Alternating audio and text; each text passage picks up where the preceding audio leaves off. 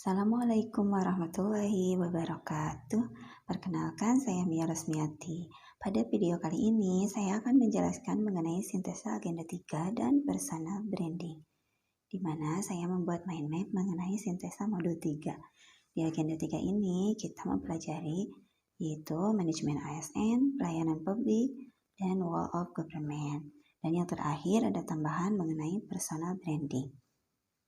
Di manajemen ASN itu sendiri terdapat beberapa poin, yaitu kedudukan dan peran ASN, hak dan kewajiban ASN, kode etik ASN, dan konsep merit dalam pengelolaan ASN. Kemudian, di pelayanan publik ini terdapat beberapa poin, yaitu prinsip pelayanan publik, pola pikir sebagai pelayanan publik, etika pelayanan publik. Kemudian, yang ketiga yaitu ada WOG, atau Wall of Government. Terdapat konsep WOG, penerapan WOG, best practice, dan implementasi. Kemudian yang terakhir nanti kita akan membahas personal branding. Yang pertama yaitu manajemen ASN. Manajemen ASN itu sendiri adalah pengaturan profesi pegawai sehingga menjadi ASN unggul dan selaras dengan perkembangan zaman.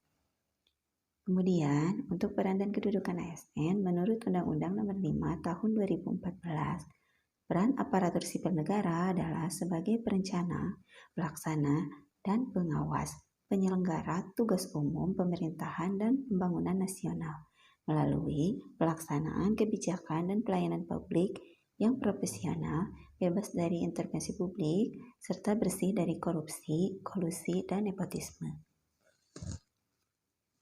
Kedudukan ASN berada di pusat, daerah, dan luar negeri.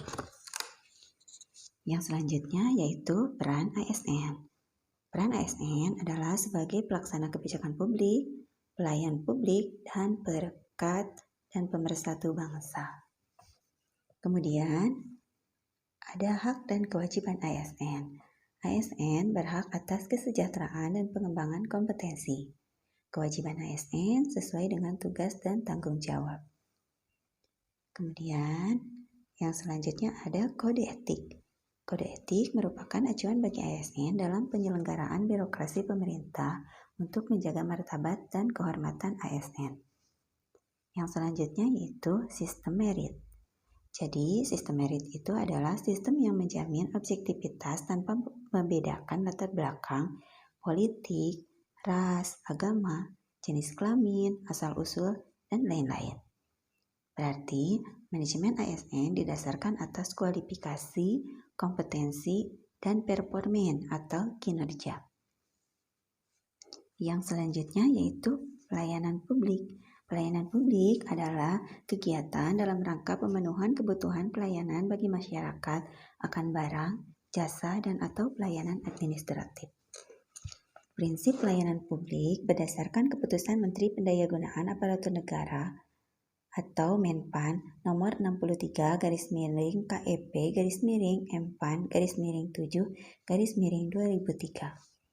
Prinsip pelayanan publik diantaranya 1. Partisipasif, 2. Transparan, yang ketiga responsif, yang keempat tidak diskriminatif, yang kelima mudah dan murah, yang keenam efektif dan efisien, terjangkau, akuntabel, dan berkeadilan.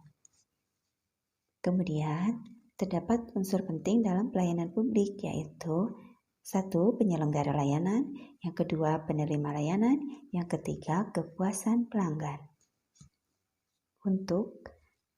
Kemudian pola pikir sebagai pelayanan publik.